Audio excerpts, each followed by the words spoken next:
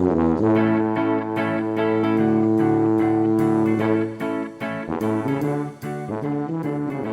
everybody, welcome to the Double Stuff Podcast. We are double the hosts, double the topics, and double the fun. I'm Sarah. And I'm Charity.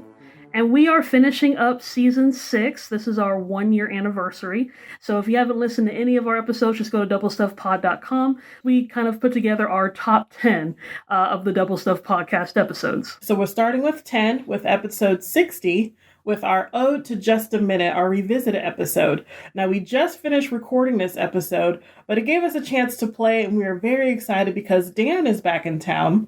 And so we finally got to be reunited, all 4 of us together in the studio once again. And this is a game that is actually played on a BBC radio show of the same name. So we decided to take our little spin on it. Mm-hmm. I got 20 seconds You left? got 36 seconds, and that starts in 3, 2, 1, go. Tommy Smitherton Crockett wore a really weird hat made out of pure flamingo feathers. He was 6'1", used to walk down a big forest, and that's where he met his wife, Tammy, of another person. I messed up on that one.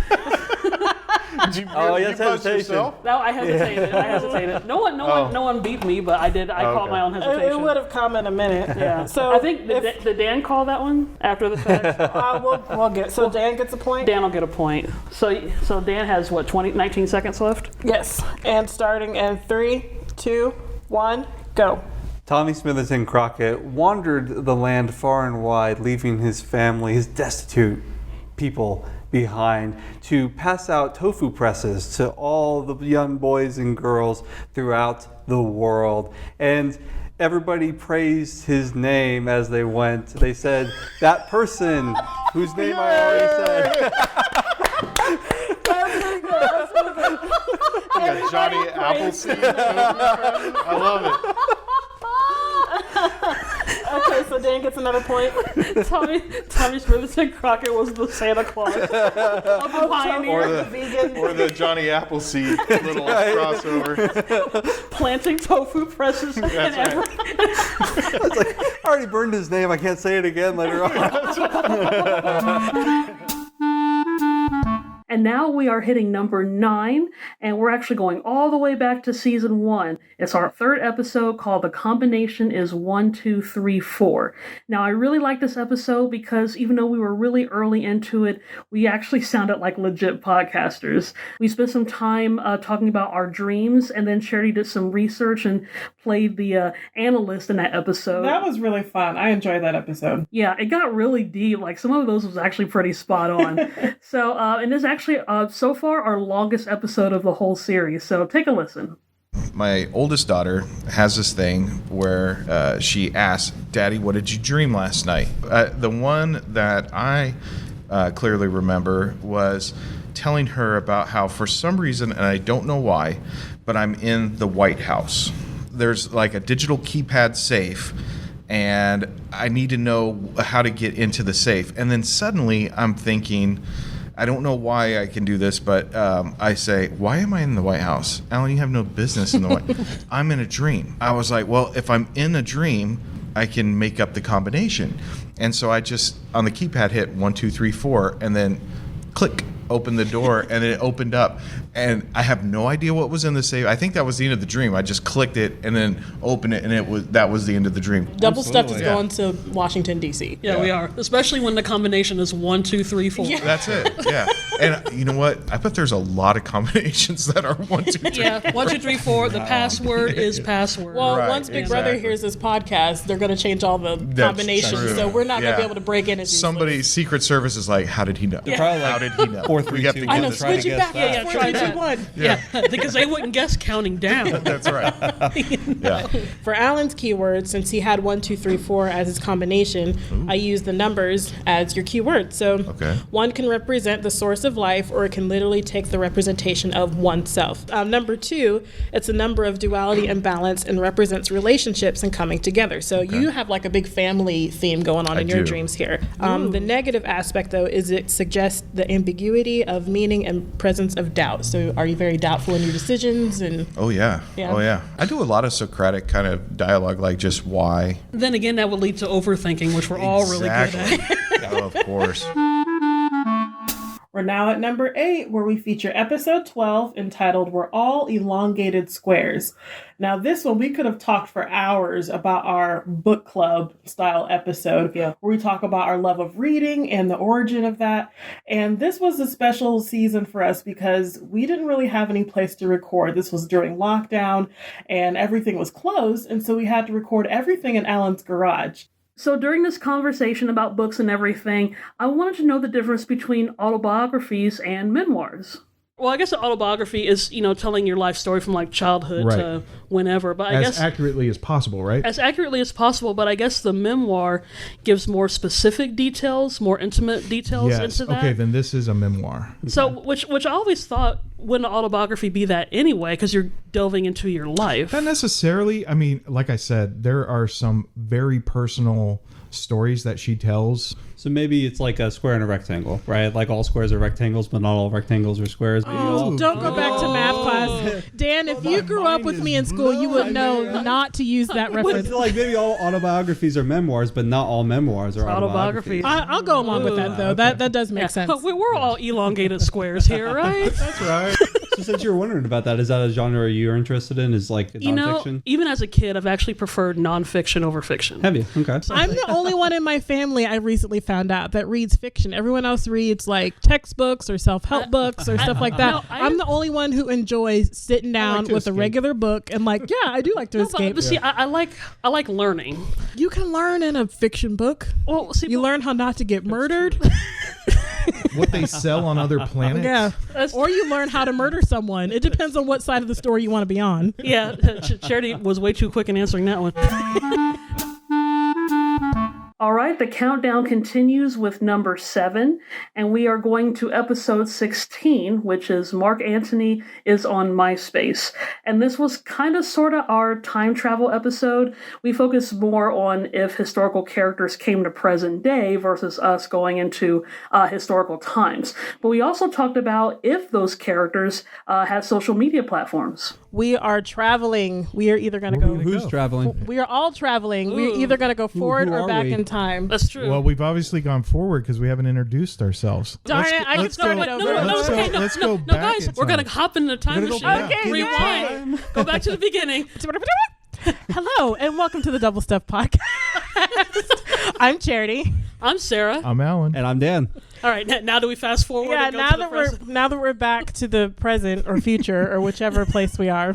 Sarah actually came up with this topic. She was talking about historical figures on social media. And who do you think in the past would be really good on Facebook, Twitter, TikTok, whatever? Like I had thought Alfred Hitchcock would be good on Instagram, though. And I say because like in most of his movies, he had a little cameo. And he would usually do that toward the beginning. That way people can find him and, go on and watch the rest of the movie and it doesn't destroy the plot. But, I would think that he would sort of do that on Instagram, almost like a Where's Waldo type thing. Like he would post a picture of himself on set of whatever movie that he's at. Yep. Good evening. Good evening. Right. Welcome to TikTok. Actually, I don't know if that's Hitchcock or Sean Connery. I was thinking, for Please Instagram, I was thinking Cleopatra. Oh, but Mark Anthony, Mark Anthony, MySpace. Oh, okay. Yeah, he's still on MySpace. He's like Tom. MySpace and Zanga. He's like, somebody like me. Be my friend. Wow. I can totally see that. We're now at number 6, and this one we're going to feature episode 25, You Can't Put a Bed in a P.O. Box. Now, because this was during lockdown of all the things that happened during COVID last year, this gave us a chance to travel without actually leaving the house. So we imagined landmarks and locations that everyone had been to. And so this one, we get to hear Dan's proposal story in romantic Paris, and then Alan talks about his time in foggy San Francisco. One of the things that I was thinking of in reference to travel is traveling for work, which would be my ideal thing. Like the thought of buying a house one day, like just sounds terrible to me because it sounds so permanent. I would love to, do like weekend projects and have to travel somewhere or work on a TV series for a few months and then come back home or, whatever the opportunity arises. So is that something that any of you guys are interested in having to travel for work? I would like to. I admit I haven't really done a whole lot of that yet. I at least want to have like a hub that I can go back to. But yeah, P.O. box. You get a P.O. box. Yeah, But but you can't live in Yeah, it. you can't put a bed in a No. PO box. That's true. Coming from San Francisco, whenever I see a picture of the Golden Gate Bridge with It's like always- clear skies, I'm Yeah. like, that is a lie. Because every time you go to the Golden Gate Bridge in San Francisco, you cannot see it. It is always covered in fog. So is that photoshopped or something? No, or- I mean there's obviously breaks in the okay. fog, but typically if you were to go and check it out, you'll be fogged in. And speaking of travel, you can always tell of tourists in San Francisco because they will be in scantily clad because it's warm out, tank tops, short shorts, and then as soon as the sun goes down, temperature drops to 50, 45 degrees. It could be the most beautiful day, and then all of a sudden it's the coldest day that you've ever lived. Well, that's a nice travel tip for anyone traveling to San Francisco. True. Yeah, So There you go. bring your That one's bikini free. and a parka. Yeah, You'll be using both in the I same wonder day. if that's Bring in a Rick hoodie with you. Steves' journal. Okay, we're down to 5 on our countdown, and this one is so random. It's episode 28, Grassiology. Oh my gosh. Never in my life have I had to talk about grass for over 20 minutes and make it sound interesting. Yeah, like we've done a lot of random episodes, but this one like takes the cake. Like we legit talked about grass. What's funny is that this episode actually got quite popular when it first came out and actually got a lot of views on YouTube and downloads. So it shows if we can make grass funny, we can make anything funny. I want to talk about lawn care today. lawn care. Yeah, as in grass. Maybe later on you'll start, doing those fancy artistic hedge trimmings. Oh yeah, what is that? I don't know. Another word. we don't Topiary, know. right? Isn't it topiary? Topiary? That sounds like a Well, word. Let's go with that until proven wrong. That definitely it's sounds like what a you learn. word. Yeah, Yeah. It's what you learn after grassiology. So once you graduate grassiology, you get into topiary. When we were at Versailles, I mean, part of the tour was touring the gardens, touring the yard. Yeah, because I love like some of those got those mazes, like those. Okay, but that's different than someone's front yard. I don't in think their so, house. though, because Oh, well, you're the it's- king of your own castle, and then these are your grounds, and this is where. That's a stretch, dude. Thanks, No. Alan. Thank you for that support. No, I don't King think Alan so. of Bel Air. If you want to call me that, I'll take it. Okay, well, if you're King Alan, so what will our role be in your domain? In your Oh, you can come and visit. Court jester. come and visit? Oh, From the neighboring kingdom. we're just mere. We're just peasants. We don't have the yard that he does. We're the ones who take care of the yard. That's what it's going to turn out being. He's like, oh, it's the lawn girl. Go out to the lawn girl. That is secretly what this is all about. This Oh, is what that's this why you podcast led up to. That's why he chose this topic. He was like, how else can I break it to them that I've just somehow I've need gained help. an empire? I need help. My yard. So now we've made it to number 4, where we feature Double Stuff the movie from episode 43.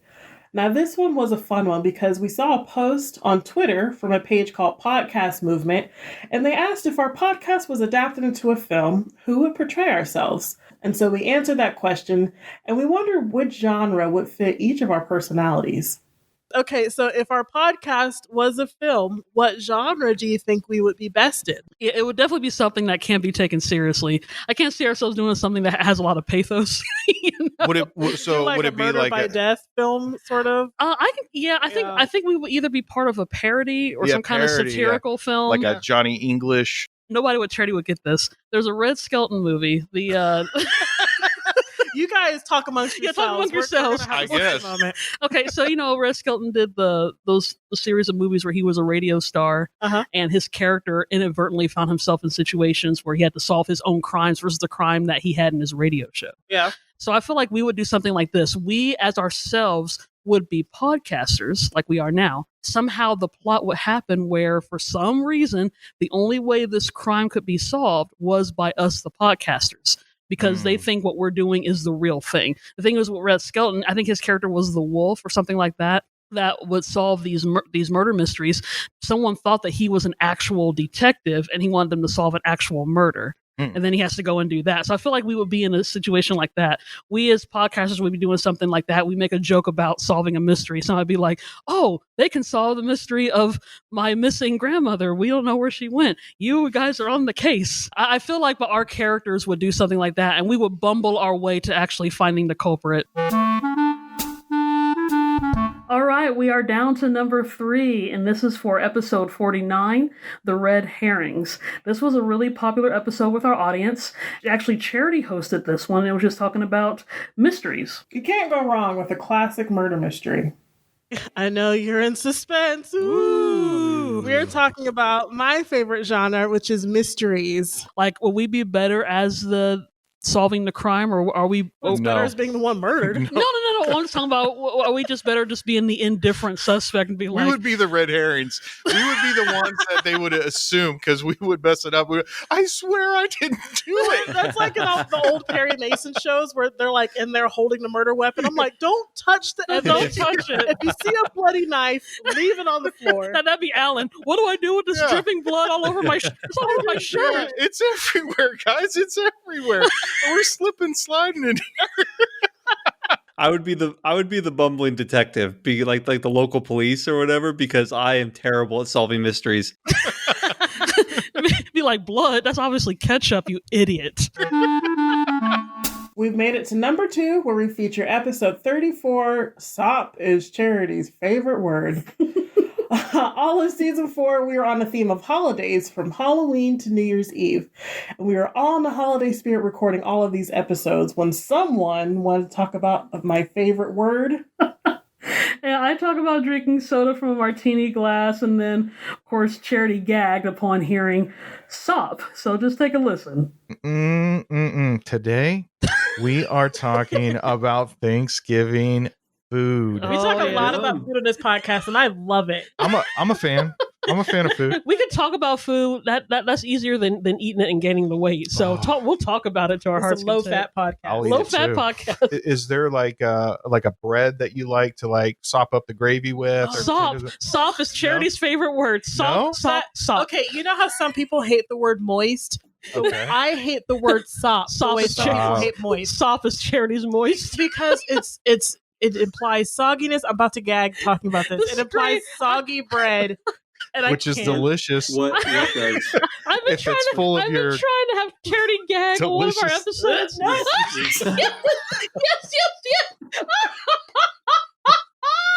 Oh boy, we have gone off the rails. Oh my gosh. Okay, I'm okay now. I'm okay. No, it just made me think of those hot dog eating contests, which they play, and they dip it in the water and all that. Yep, they play that during Thanksgiving. And they dip the hot dogs and the bread in the water so that way they can swallow it easier. And I'm not talking about that. I'm talking about delicious Thanksgiving. Use the word sop. We had to get the story in there. It's time to reveal number 1, and it is episode 39, the Double Stuffed Christmas Radio Show. Ding, ding, ding. Now, we've been wanting to do a scripted radio show probably since show 1, so I'm glad we finally got to do it, and Christmas is the best time to do that. Now, this one features the Sugar Plum Fairy, where we show Dan just what great friends we really are. How are you enjoying the Nutcracker so far, Sarah? Oh, I'm so excited. I'm finally seeing it after all these years. I'm enjoying it too, since no one asked me. Oh, and thanks so much for getting us balcony seats, Alan. I can see everything. Yeah, wait, where's Dan? Think he went to the bathroom, but he's been gone a long time. Oh, he's gonna miss the dance of the Sugar Plum Fairy. Shh, it's starting.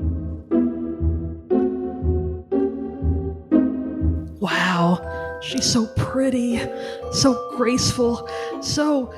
Dan? How did Dan get on stage? Oh, he must have been trying to find his seat and went backstage by accident. I can't believe he was mistaken for a female ballet dancer. Why does that keep happening? Guys, help! Too bad we can't sneak behind the stage and steal the costumes from the other dancers that happen to fit us perfectly and grab him off the stage. Help me! Wow, he's surprisingly good. Yeah, I'm impressed. I didn't know he could dance on his tippy toes. Not gonna lie, he looks good in tights. You guys are the worst. Don't worry, Dan, sugar plums are vegan.